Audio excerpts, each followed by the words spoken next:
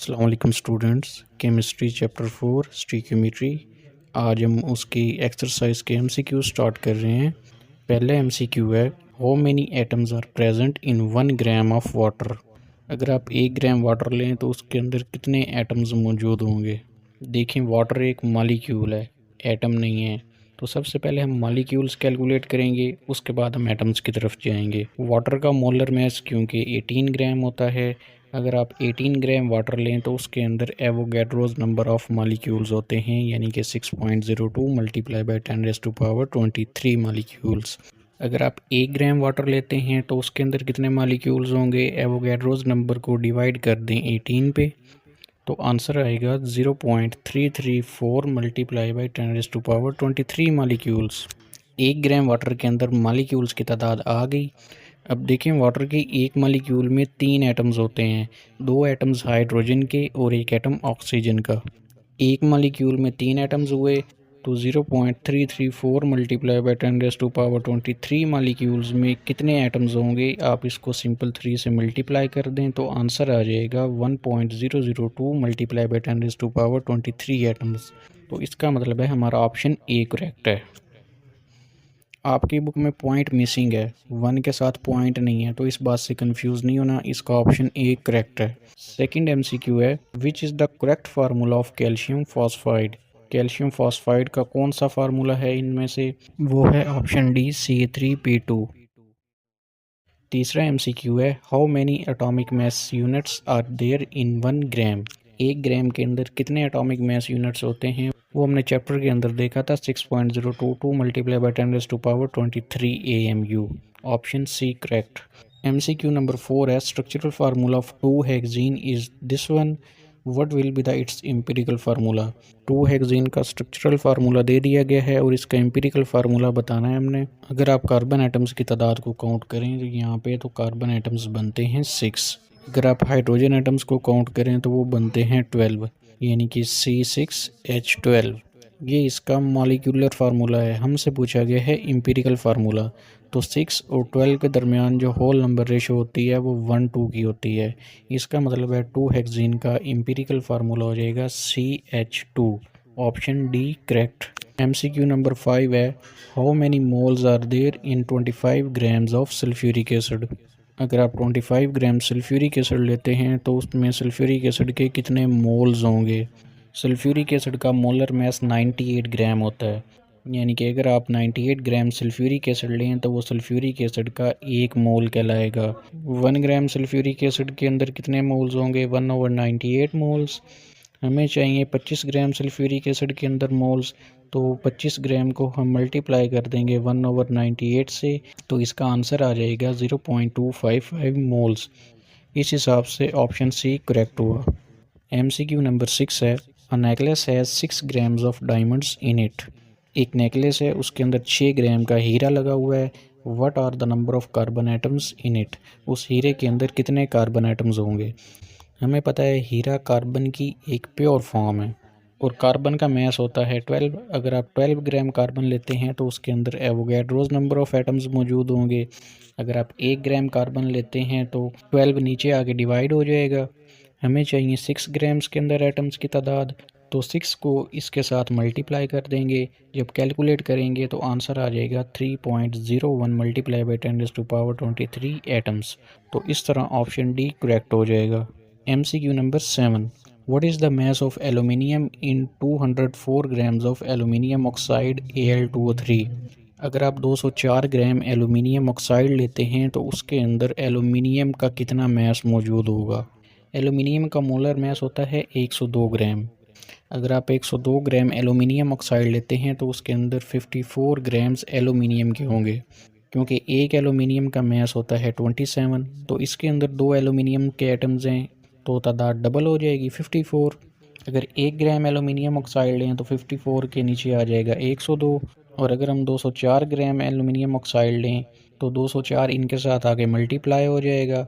Multiply करने पे answer आएगा 108 ग्राम। ऑप्शन डी करेक्ट हुआ।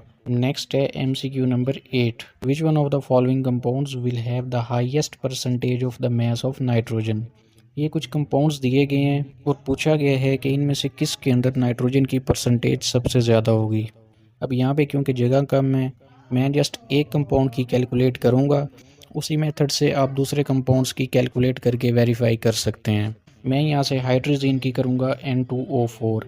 N2O4 का अगर आप मोलर मास कैलकुलेट करें तो वो आएगा 28 + 4। एक नाइट्रोजन एटम का मास 14 होता है तो 2 का हो जाएगा 28, और 4 हाइड्रोजन है, एक हाइड्रोजन का मास 1 होता है तो +4 हो जाएगा। ये प्लस करेंगे तो आंसर आएगा 32 ग्राम पर मोल। अब यहाँ से हम नाइट्रोजन की परसेंटेज निकाल लेंगे। इसके अंदर 28 नाइट्रोजन है और टोटल मोलर मास है 32, तो इसको 100 से मल्टीप्लाई कर देंगे परसेंटेज निकालने के लिए।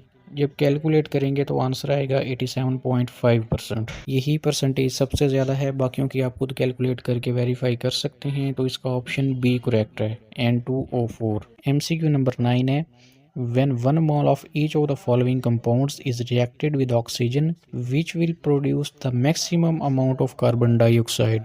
ये 4 कंपाउंड्स दिए गए हैं।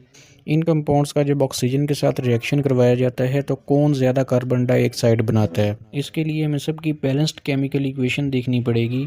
जब कार्बन का रिएक्शन करवाते हैं ऑक्सीजन के साथ तो 1 मोल कार्बन डाइऑक्साइड बनती है, और डायमंड का हमें पता है ये भी कार्बन की प्योर फॉर्म है, तो इसकी भी सेम इक्वेशन आ जाएगी। कार्बन रिएक्ट करेगी ऑक्सीजन के साथ तो बनेगी कार्बन डाइऑक्साइड 1 मोल, और जब इथेन का रिएक्शन करवाते हैं ऑक्सीजन के साथ इसके नतीजे में 2 मोल्स कार्बन डाइऑक्साइड के बनते हैं, 2CO2।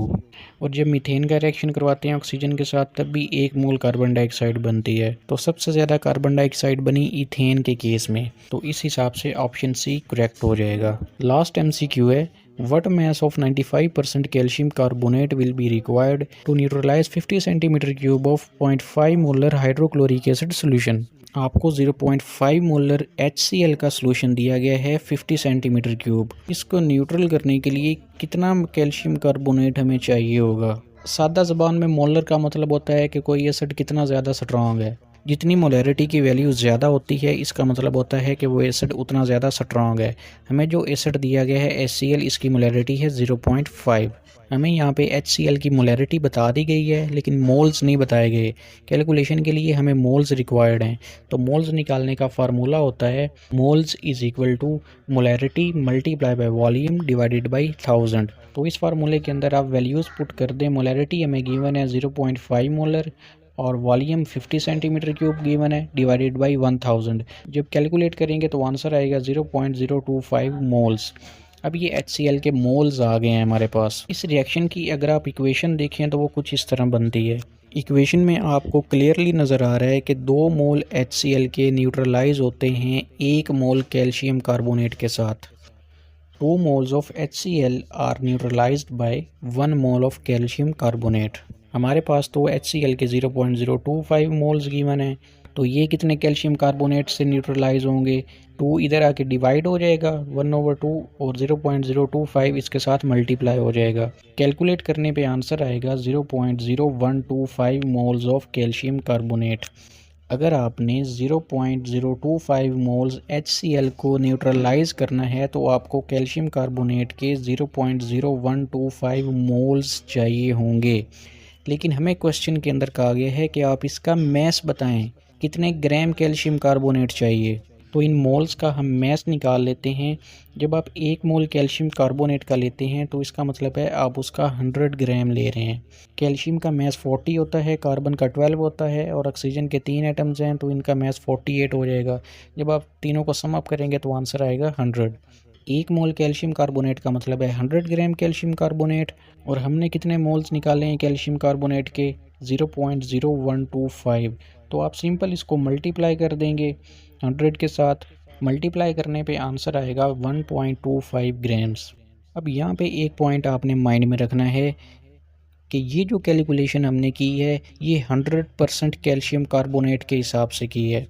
हमें जो कैल्शियम कार्बोनेट गिवन है वो 95% कैल्शियम कार्बोनेट गिवन है, इसलिए हमने कैलकुलेशन 95% के हिसाब से करनी है। Mass of 100% calcium carbonate for neutralisation is equal to 1.25 gram.